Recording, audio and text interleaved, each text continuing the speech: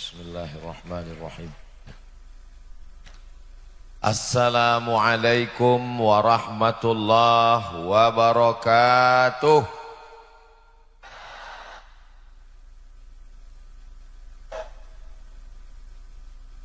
Memang cantik batu manikam diberi seorang teman. Dari bunyi sambutan salam, sepertinya jamaah belum sarapan. Apa kabar Bapak Ibu semua? Saya alhamdulillahi rabbil alamin. Allahumma salli ala sayyidina Muhammad wa ala alihi wa sahbihi wa barik wa sallim. Laisa minna, tidak diakui sebagai umat kami, kata Nabi Muhammad sallallahu alaihi wasallam, man lam yarham saghirana, tidak sayang kepada anak-anak, walam ya'rif syarafa kabirina, tidak hormat kepada orang tua. Semua anak-anakku, adik-adik, para santri, mudah-mudahan selalu dijaga Allah istiqomah iman dan Islam. Para alim, para ulama kita, sahibul fadilah Raden Kiai Haji Hasbullah beserta seluruh keluarga besar Pondok Pesantren Darul Ulum Banyuanyar, para alim, para ulama, hadratul muhtaramin wal mukarramin yang tak dapat saya sebutkan satu persatu. Saya juga didampingi oleh Kiai Haji Dr. Ahmad Fauzi Tijani, pimpinan Pondok Pesantren Al-Amin Perenduan. Tak dapat saya sebutkan satu persatu, tidak menghormati rasa takzim dan hormat saya. Saya tidak sebutkan bukan karena saya tidak hormat, tapi karena saya tidak ingat. Insyaallah semua yang berhadir ini dimuliakan Allah Subhanahu wa ta'ala. Karramna bani Adam, kami muliakan anak cucu keturunan Adam. Dimuliakan bukan karena asal penciptaannya, karena dia dari tanah. Dimuliakan bukan karena kemana kembalinya, karena kembali ke tanah. Dimuliakan karena la ilaha illallah Muhammadur Rasulullah sallallahu alaihi wasallam. Saya diminta berbicara tentang peradaban. Biasanya judul kajian diminta tentang takwa, enggak kelihatan takwanya. Diminta tentang ikhlas, ikhlasnya tersembunyi dalam hati. Tapi hari ini diminta tentang peradaban, tertulis di sebelah kiri, peradaban.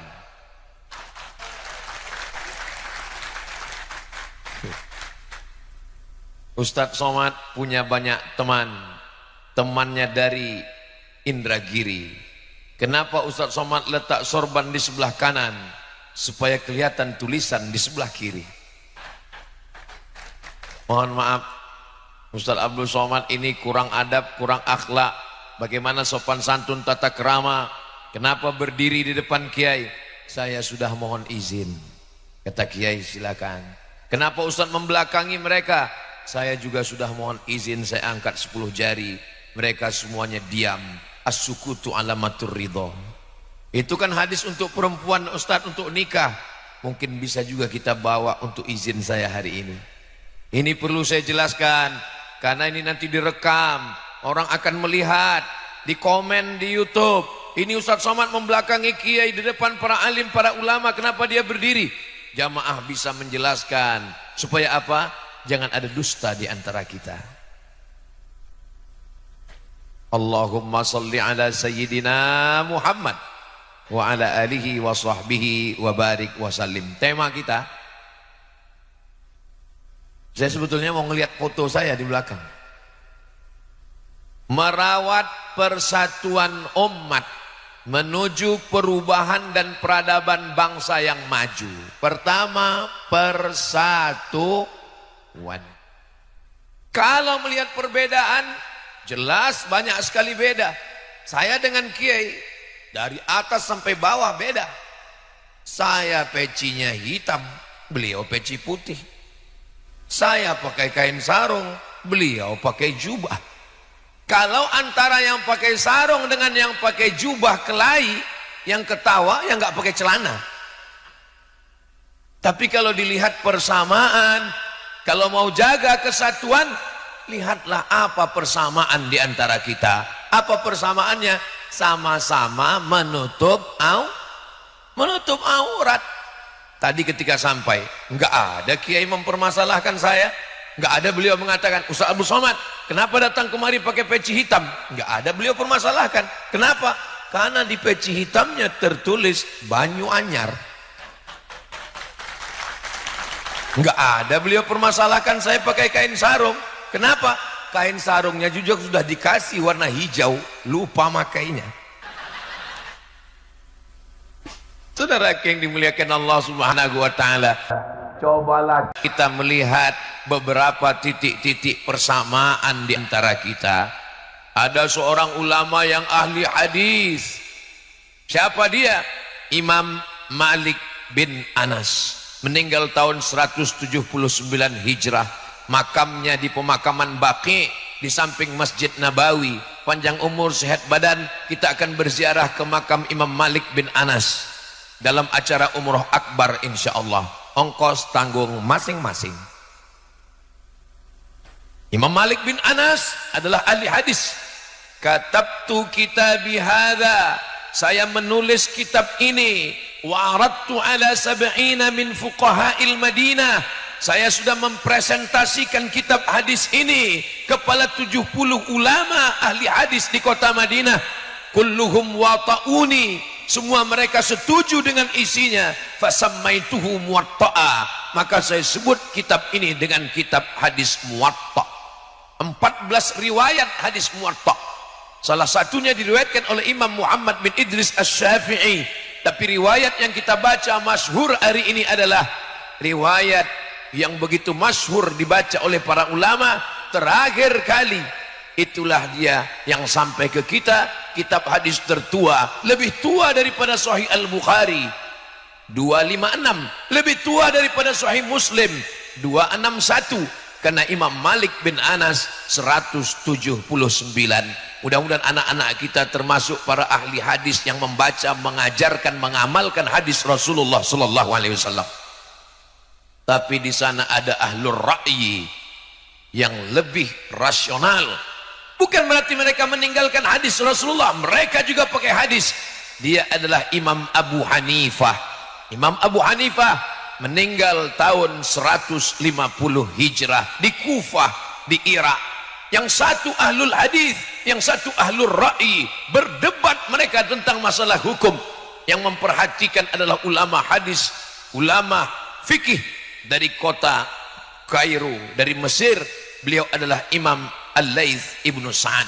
Selesai terjebak, perdebatan terjadi, Imam Laits bin Sa'ad datang kepada Imam Malik. Wahai Malik, ya, apa pendapat engkau tentang Abu Hanifah? Kata Imam Malik, saya belum pernah melihat orang yang cerdas akalnya melebihi Abu Hanifah. Imam Laits bin Sa'ad datang menemui Imam Malik. Begitu pujiannya kepada Imam Abu Hanifah. Imam Laits bin Sa'ad datang menemui Imam Abu Hanifah. Wahai Hanafi, wahai Abu Hanifah, ya, apa pendapatmu tentang Malik? Apa kata Imam Abu Hanifah? Belum pernah saya bertemu dengan orang yang hafal hadisnya, istinbat ahkamnya melebihi kehebatan Imam Malik. Mereka saling membesarkan, saling memuji. Kenapa? Karena mereka sama-sama ahlus sunnah wal jamaah. Hari ini kita bertemu, saling mengecilkan, mengkerdilkan, menjatuhkan. Kenal dengan Ustaz Abdul Somad? Siapa itu? Gak kenal, bukan apa-apa. Memang saya bukan apa-apa, bukan siapa-siapa. Abdul Somad hanyalah seorang hamba Allah yang ingin menyampaikan ayat-ayat Allah, hadis-hadis Rasulullah. Mudah-mudahan kita selalu diberikan kebaikan dunia dan akhirat, insyaallah. Amin ya rabbal. Kalau Tuhan pergi ke Mekah, jangan lupa membawa teman. Sudah lama Abdul Somad tausiah, hari ini dihadiri Spiderman. Mana maksud itu ada Spiderman di sana? Hebatnya kajian kita. Pagi-pagi, bukan hari libur, di hari kerja, ibu-ibu masih menyempatkan datang membawa anak-anak. Anaknya nangis, dibelikan balon. Balonnya lepas, belikan satu lagi. Tujuannya untuk apa? supaya anak-anak ini mengenal pondok pesantren, tidak asing dengan ulama, tidak kaget dengan pendidikan agama. Mudah-mudahan mereka yang dibawa hadir mendapatkan keberkahan dari para alim, dari para muassis, dari para kiai. Tentu tempat ini penuh dengan keberkahan. Dari mana Ustaz tahu tempat ini berkah? 1780, sekarang sudah 2024, 3 abad lamanya. Dari satu generasi ke generasi sampai 6 generasi tetap bertahan. Kitab kuning, akidah Ahlus Sunnah wal Jamaah, bermazhab fikih Ahlus Sunnah wal Jamaah, Imam Abul Hasan Al-Asy'ari, Muhammad bin Idris Asy-Syafi'i, berakhlakul karimah.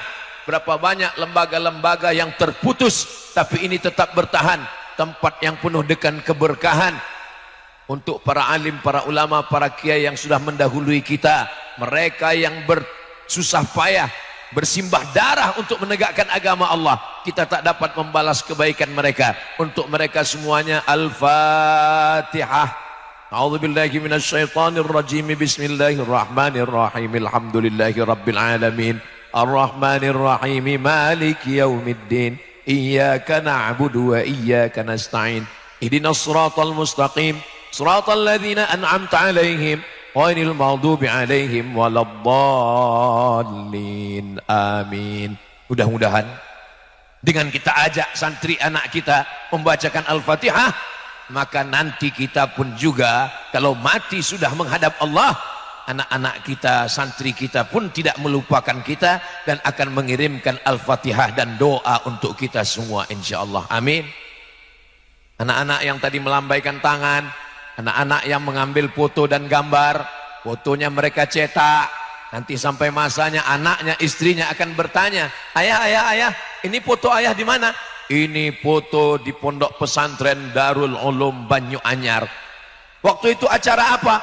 Acara pengajian tabligh akbar. Siapa yang ceramah? Almarhum Abdul Somad. Semua tinggal kenangan.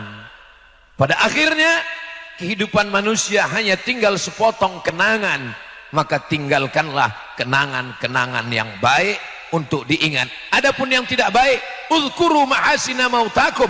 Orang-orang yang sudah meninggal, sebutlah kebaikan-kebaikannya. Mudah-mudahan yang kita tinggalkan semuanya kebaikan insyaallah. Adapun yang tidak baik dilupakan oleh sejarah. Amin ya rabbal alamin. Ibu, bapak yang merasa kurang sehat, pusing kepala, jangan cemas, ambulan sudah siap. Imam Ahmad bin Hanbal, Imam Hambali, imam mazhab yang keempat, itu tidak meyakini subuh itu ada kunutnya. Maka Imam Ahmad bin Hanbal tidak berkunut. Sedangkan Imam Muhammad bin Idris Asy-Syafi'i, Imam Syafi'i meyakini sholat subuh ada kunutnya. Disahihkan, dinyatakan oleh Imam An-Nawawi dalam kitab Al-Majmu' Syarah Muhadzab. Lalu kemudian datang seseorang bertanya kepada Imam Ahmad bin Hanbal, wahai Imam Ahmad bin Hanbal, ya, saya ikut mazhab kamu, saya subuh tidak pakai kunut. Ya, kata Imam Ahmad bin Hanbal, bagaimana kalau saya berimam, saya jadi makmum, imam saya bermazhab Syafi'i yang subuhnya pakai kunut. Apa kata Imam Ahmad bin Hanbal? Kalau imammu baca kunut, maka engkau aminkan imam, engkau katakan amin. Idza qanatal imamu faqanata. Kalau imam berkunut, maka makmum pun ikut mengatakan, ucapkan amin. Allahumma hdina fi man hadait, amin. Wa afina fi man afait, amin. Wa tawallana fi man tawallait, amin. Wa barik lana fi ma a'tait, amin. Wa qina bi rahmatika syarra ma qadait, amin. Hari ini ada orang yang mengaku mengikut mazhab Imam Ahmad bin Hanbal, Imam Hambali, tapi saya pernah sholat di samping saya, imam baca kunut, dia diam. Allahumma hdina fi man hadait, enggak mau. Imam Ahmad bin Hanbal berbeda dengan Imam Syafi'i. Tapi ketika Imam Ahmad bin Hanbal sebagai murid, Imam Syafi'i sebagai guru, berteman, bersahabat, meninggal Imam Syafi'i. Disebutkan dalam kitab Manaqib Imam Asy-Syafi'i, apa kata Imam Ahmad bin Hanbal? da'autu lisyafi'i fi salati. Saya doakan Imam Syafi'i fi salati, dalam salat saya, bukan di luar salat, bukan setelah salat. Fi salati, saya doakan Imam Syafi'i dalam salat saya. Arba'ina sanah, 40 tahun. Saya tidak minta Bapak Ibu doakan saya 40 tahun, tidak 40 hari, tidak 4 sholat, satu sekali, satu pun jadilah. Dan doanya enggak usah banyak-banyak, satu saja. Doanya apa? Matikan Ustadz Somad dalam husnul khatimah. Dari bunyinya semangat sekali kelihatannya, semangat untuk mendoakan. Kira-kira kalau saya meninggal, Bapak Ibu mau mendoakan saya? Alhamdulillah. Ingat, al-wa'du dain, janji adalah hutang. Saudara yang dimuliakan Allah Subhanahu wa taala, walaupun kita berbeda, maka kita tetap ada persamaan-persamaan. Ini orang tidak seagama dengan kita. Wala ana abidum ma'abattum wala antum abiduna ma'abudu lakum dinukum. Jangan ajarkan orang Pulau Madura tentang persatuan. Saya dulu sebelum datang ke Pulau Madura menduga Pulau Madura ini mayoritasnya muslim, orangnya amat sangat fanatik tentang Islam. Ini pasti tempat ini tidak ada ibadah lain. Tapi begitu saya sampai ke Pulau Madura, tempat-tempat ibadah tetap ada, tidak dihancurkan.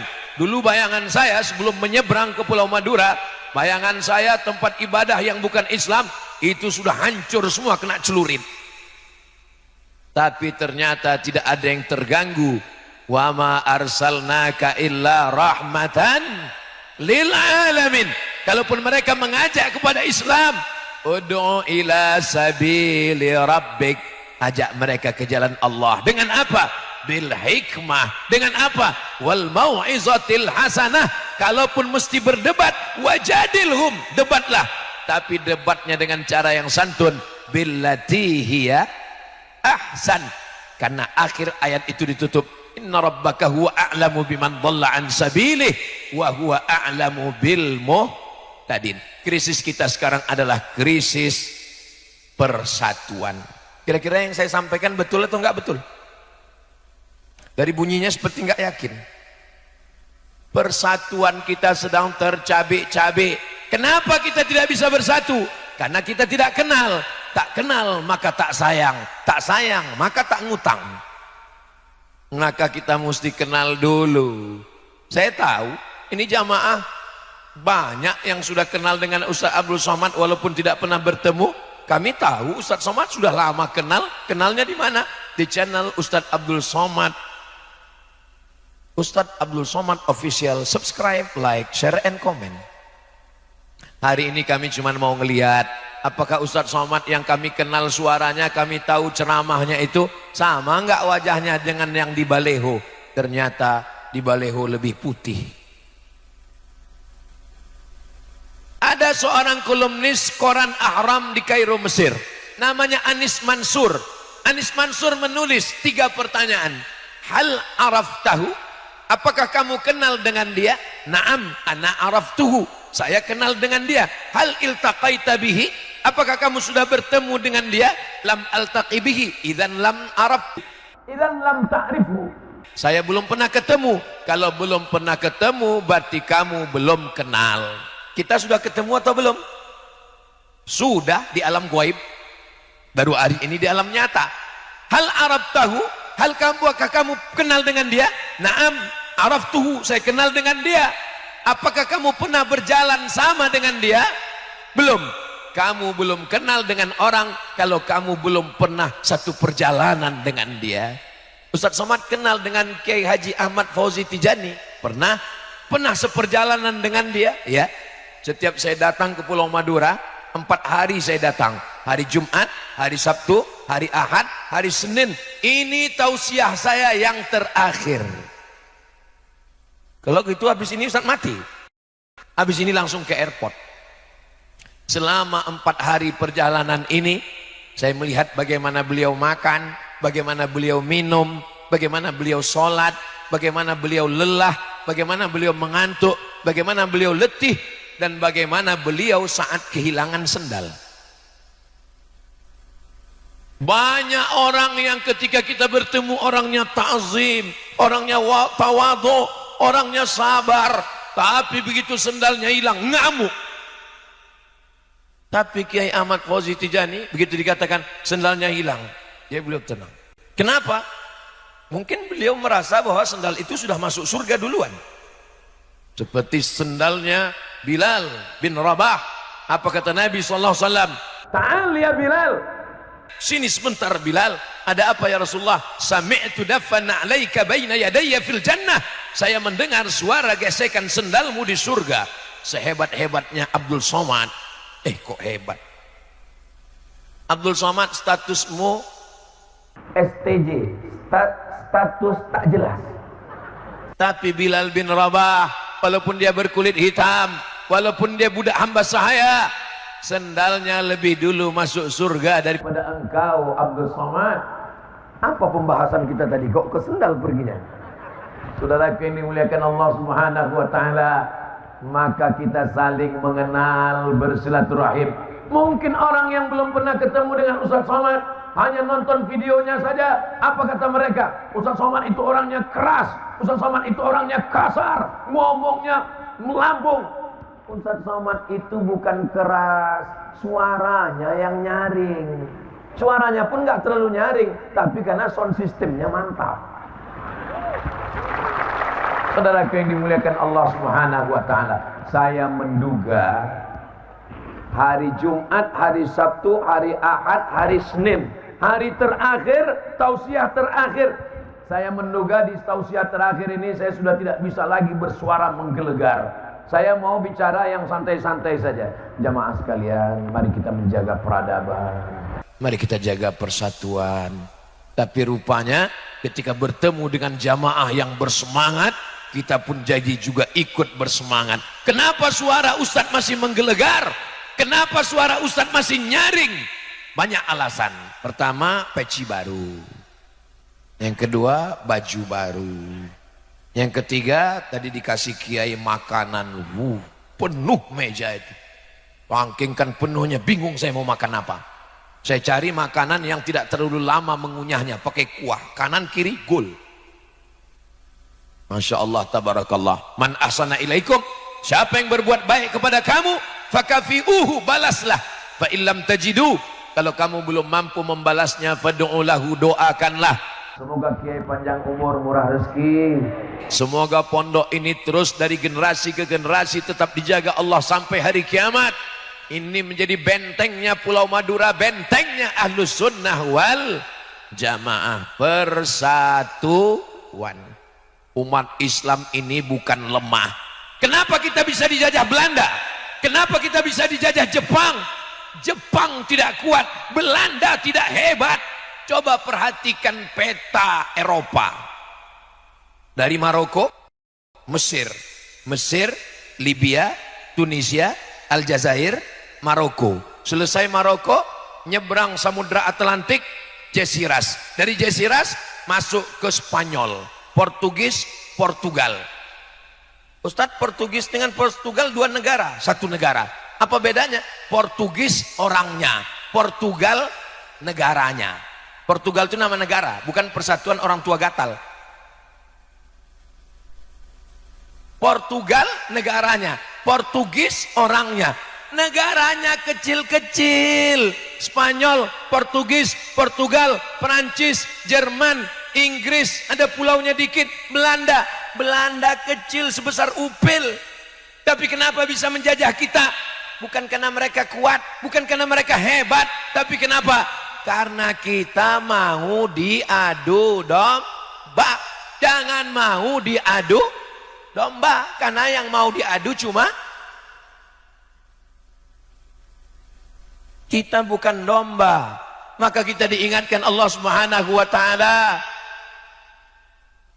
khalaqakum min nafsin wahidatin wa khalaqa minha zawjaha wa batha minhuma rijalan katsiran wa nisaa.